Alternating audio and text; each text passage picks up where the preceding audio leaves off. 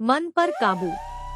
આપણે બધા જાણીએ છીએ કે આપણું મન ક્યારેક એટલું ચંચળ હોય છે કે તે આપણને ખોટા રસ્તે અથવા ચિંતામાં દોરી જાય છે। શું તમારું મન પણ તમારા કહ્યામાં નથી? ગમે ત્યાં ભટક્યા કરે છે?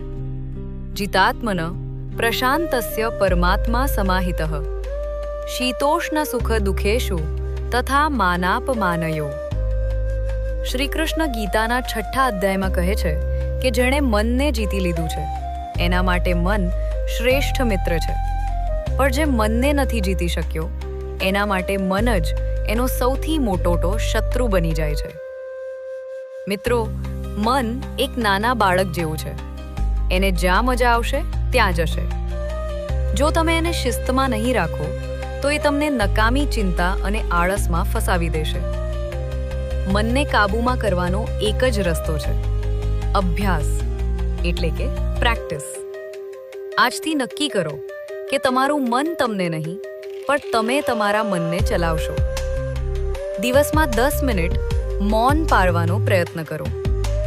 તમારા મનને કાબૂમાં રાખવા તમે શું કરો છો? કોમેન્ટમાં જણાવો। કાલે મળીશું એક નવા જીવન મંત્ર સાથે। આ વાત ગમી હોય તો એવા મિત્રને શેર કરો જે બહુ ગુસ્સો કરે છે।